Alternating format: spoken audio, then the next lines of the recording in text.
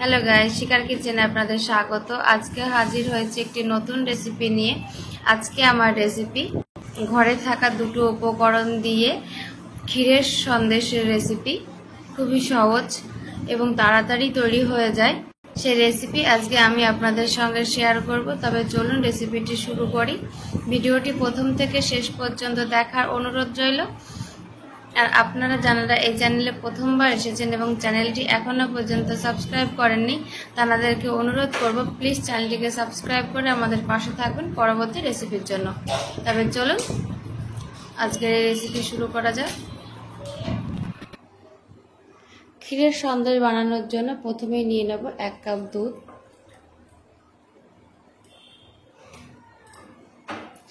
আপনাদের কাছে যদি দুধ না থাকে তাহলে অবশ্যই 1 কাপ জল দিয়ে সন্দেশটা তৈরি করতে পারেন। আমার কাছে ছিল আর আগের থেকে জাল দেওয়া ছিল। দেখুন এই যে মালাই ভাসছে, আর দেখতেই পাচ্ছেন উপর দিয়ে ঘিটাও ভাসছে।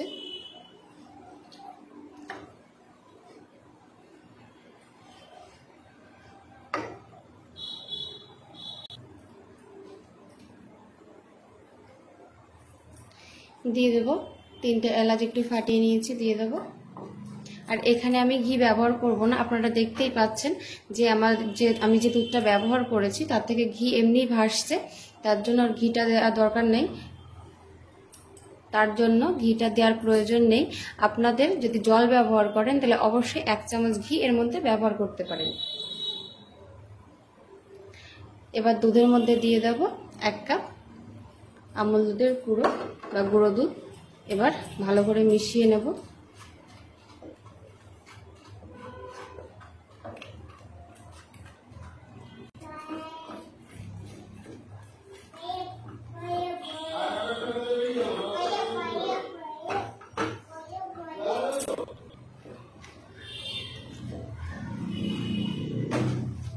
গুঁড়ো দুধটা মেশানোর পরে দুধটাকে ভালো করে একটু ফুটিয়ে নিয়েছি। ফোটানোর পরে দেখুন অনেকটা গাঢ় হয়ে গেছে, ঘন হয়ে গেছে।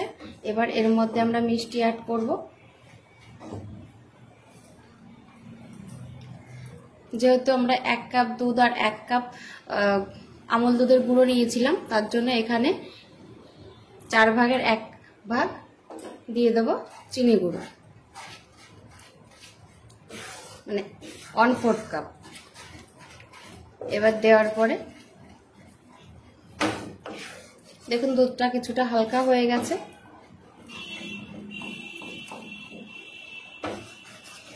আর এই সন্দেশটা বানানোর সময় ক্ষীরের সন্দেশটা অবশ্যই গ্যাসের ফ্লেমটা লো টু মিডিয়ামে রাখতে হবে, না হলে নিচ থেকে লেগে যাবে।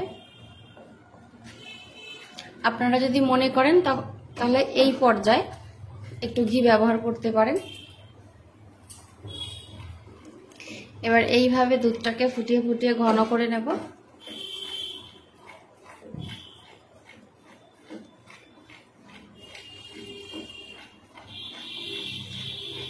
আর অনবরত নেড়ে যেতে হবে, না হলে নিচ থেকে লালচে হয়ে আসবে।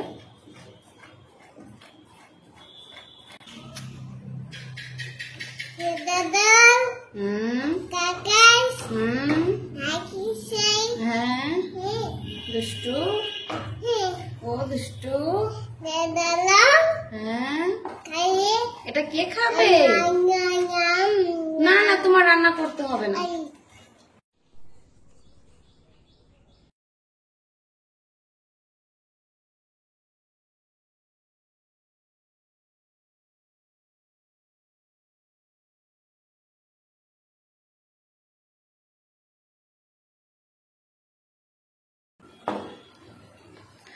দেখুন দুধটা একটু ঘন রোদে তৈরি হয়ে গেছে।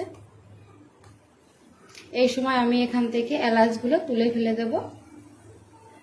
সন্দেশে আস্ত এলাচ মুখে পড়লে ভালো লাগবে না। এভাবে সব বাকি এলাচগুলো ফেলে দেব। আর দেখুন কোথাও লেগে যায়নি, কড়াই থেকে সন্দেশটা ছেড়ে দিচ্ছে।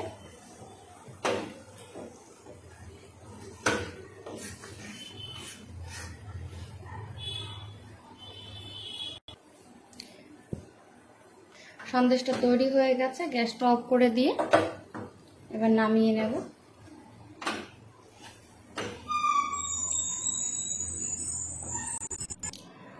একটা থালা নিয়েছি, থালার উপরে বাটার পেপার নিয়েছি, তার উপরে একটু ঘি ব্রাশ করে দিয়েছি।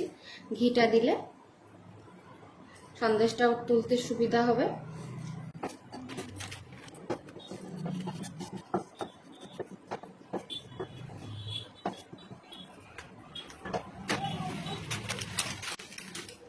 এবার সন্দেশটাকে ভালো করে সেট করে দেব। প্রচণ্ড গরম।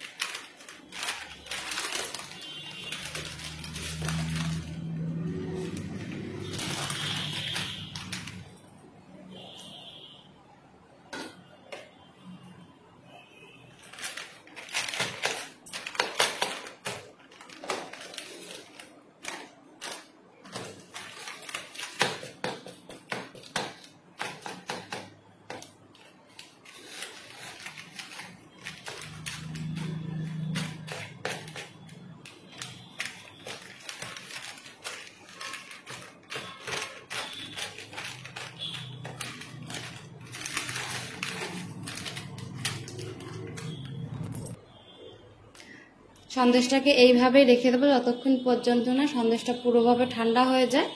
ঠান্ডা হয়ে গেলে আপনাদের দেখাচ্ছি।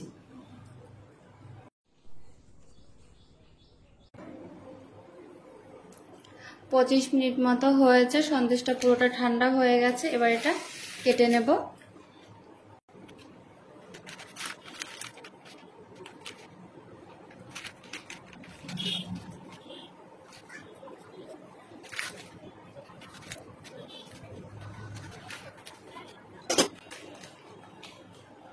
এবার সন্দেশগুলো একটা প্লেটে নিয়ে নেব।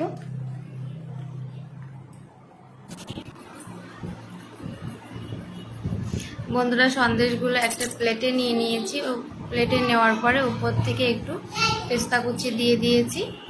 তৈরি হয়ে গেছে ক্ষীরের সন্দেশ।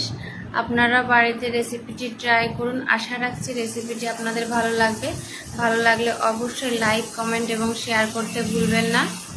ভিডিওটি দেখার জন্য ধন্যবাদ।